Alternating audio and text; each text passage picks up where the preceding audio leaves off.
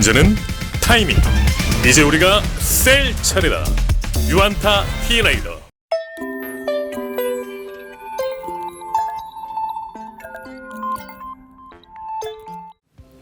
안녕하세요. 바쁜 삶 속에서 놓치기 쉬운 이슈를 점검해드리는 시간 유안타 투데이 유튜입니다. 오늘은 지금 시장에서 관심이 많은 금리에 대해서 얘기 나눠보려고 하는데요. 네, 유안타증권에서 매크로 담당하시고 계시는 조병현 위원님 모셨습니다. 안녕하세요. 네, 안녕하세요. 안녕하세요. 네, 최근 투자자들이 미국 국채 금리에 대해서 관심이 되게 많은 것 같습니다. 근데 사실 관심이라는 표현보다는 그 불안감이라는 단어가 좀 적절할 것 같은데 이렇게 불안감을 형성하는 이 배경에 대해서 좀 말씀 부탁드리겠습니다. 네, 최근 국채 금리가 많이 상승을 하면서 뉴스에도 많이 나오고 이제 불안감을 좀 자극하는 그런 모습들이 나타나고 있습니다. 실제로 이 뉴스들 보시게 되면은 금리 뜀박질에 월가 경계감, 쇼크 온다 이런 자극적인 내용들도 있는데요. 결국에는 이제 높아지는 인플레이션에 대한 기대감, 그리고 백신의 보급, 이런 금리 상승을 좀 자극하는 요인들이 계속해서 좀 등장을 하고 있는 그런 상황입니다.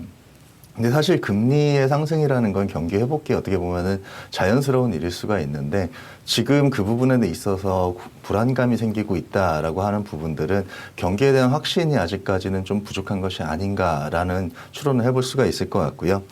그동안 또 지난해 같은 경우는 이제 코로나의 충격이 분명히 존재했음에도 불구하고 계속해서 자산 가격들이 상승세를 보였는데 거기에 있어서 유동성의 공급이라는 부분들이 상당히 한 축을 담당을 했다라고 볼 수가 있을 것 같습니다. 근데 금리가 상승한다는 거는 그 유동성 환경에 있어서의 변화를 또 의미할 수가 있기 때문에 이런 부분들이 불안감을 자극하는 것이 아닌가 그렇게 생각을 해볼 수 있을 것 같습니다. 네. 그렇다면 실제로 금리 상승이 증시의 변곡점을 만들었던 과거의 사례가 있는지 그런 점도 궁금하고 또 아직까지 금리의 상승에 대한 경계심이 있는 거라면 앞으로는 어느 정도 레벨에서 금리의 상승이 시장의 위험으로 이렇게 다가올 수 있는지 그것도 함께 말씀 부탁드리겠습니다. 네, 그 부분에 대해서는 차트를 보면서 한번 말씀을 드리면 좋을 것 같습니다.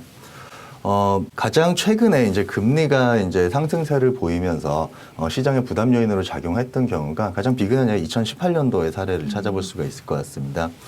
자, 2018년도 당시에 이제 미국 같은 경우에는 트럼프가 감세라든지 이런 부분들 때문에 강세를 보였기 때문에 그 트럼프 효과를 제어하기 위해서 MSCI 전 세계에서 미국을 뺀 지수를 한번 가져와 봤습니다. 2018년도에 뚜렷하게 이제 이 변곡점이 나타나는 모습들을 확인할 수가 있을 텐데요. 그 당시에 이제 이슈가 됐었던 게 2018년 1월 말에 이제 변곡점이 생겼습니다.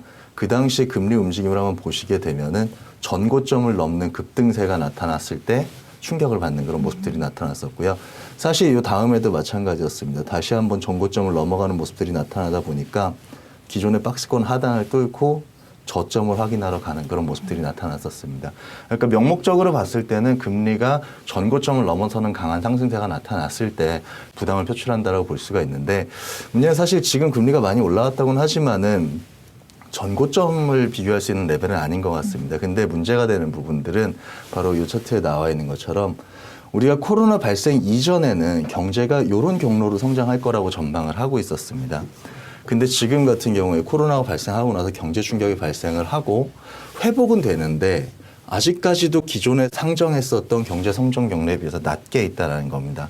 그러면 금리 레벨도 결국에는 금리 레벨이라는 게 경제의 어떤 위상과 맞물려 상호작용을 하는 걸 텐데 저렇게 경기에 대한 기대치가 낮아져 있는 상황이라고 한다면은 그 경제가 아니면 경제에 참여하는 투자자들이 감내할 수 있는 금리 레벨이 좀 낮을 수가 있겠다. 그러면 코로나 이전 수준에 비해서 경기에 대한 기대가 낮아져 있다라고 한다면은 사실 코로나 이전 수준의 금리 레벨로 회귀한다. 이런 부분들이 영향을 줄 수가 있을 것 같습니다. 그렇기 때문에 일단 명목적으로 봤을 때는 그 당시에 이제 하한을 형성을 했었던 1.5% 정도 미국 국채 금리 기준으로 봤을 때 1.5% 정도가 일단은 부담을 줄 수 있는 레벨이 아니겠나 추론을 해볼 수가 있을 것 같고요. 또 한 가지 금리 같은 경우에는 조금 전에도 이제 경기와 맞물려서 말씀을 드렸는데 경기에 대한 기대감이 강화되는 과정에서 금리가 상승한다는 건 자연스러운 일입니다. 근데 경기에 대한 기대가 무너질 때 그럼에도 불구하고 금리가 더 올라가는 그런 구간들이 종종 출현을 하는데요. 그림에 표시해 놓은 것처럼 2013년도 상반기, 2015년 그리고 2018년도 방금 예로 들었던 2018년도 사실은 이제 하반기 들어서부터 ISM 제조업 지수를 가지고 제가 표현을 해봤습니다. 경기에 대한 글로벌 경기 전반에 대한 어떤 심리 지표 역할을 하는 지표인데 이것들이 2013년 같은 경우에도 경기가 상당히 안 좋아지는 상황들, 2015년도 경기가 이렇게 하강하는 기대가 생겼던 상황이고요. 2018년 같은 경우에는 쭉 회복하다가 상당히 높아지지 않고 이제 멈추는 횡보하는 형태로 상승에 대한 기대가 둔화되는 상황이었습니다. 그런데 금리가 올라가니까 이때마다 주식시장들이 상당히 크게 불안감을 표출하는 모습들이 나타났었던 거죠. 결국에 지금 같은 경우도 보시게 되면 ISM 제조업 지수가 경험적인 상단까지 와 있습니다.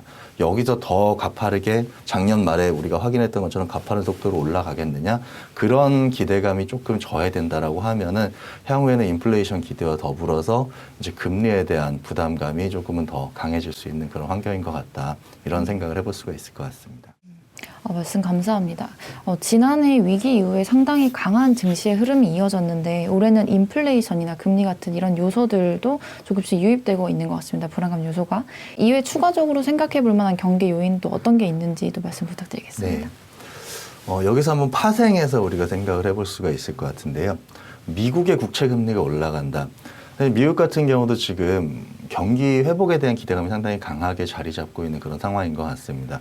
유럽이라든가 다른 어떻게 보면 카운터 파티로 볼 수 있는 주요 경제권에 비해 가지고 최근에 이제 미국이 좋아질 거다라고 생각하는 그런 강도가 강해지고 있는데, 금리가 올라가는, 미국 국채 금리가 차별적으로 올라가는 데는 그런 영향도 있겠죠.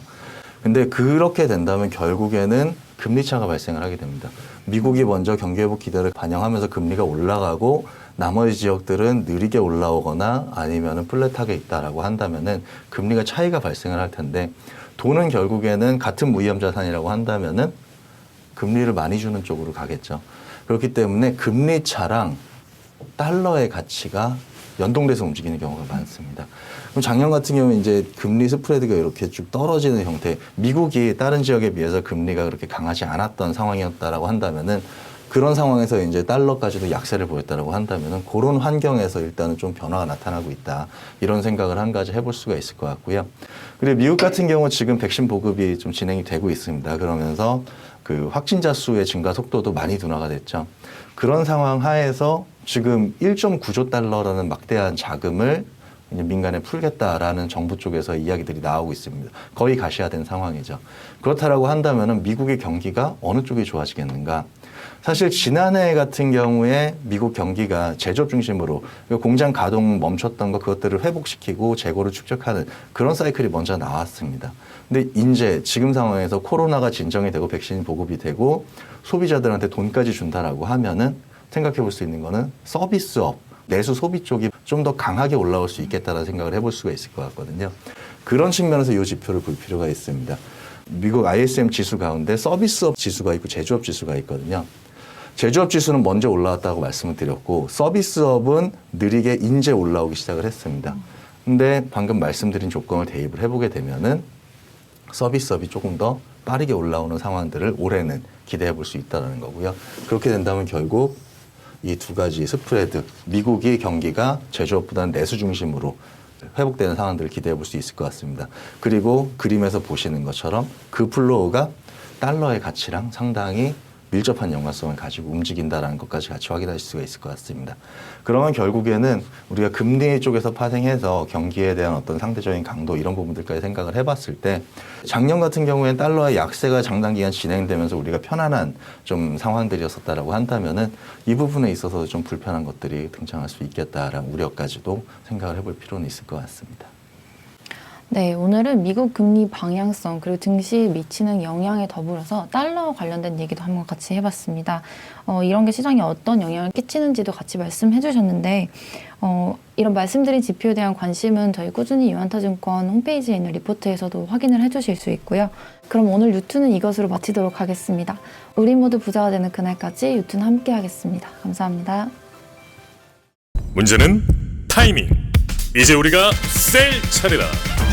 셀 타이밍을 알려주는 유한타 T레이더. 잘 파는 게 투자다. 유한타증권.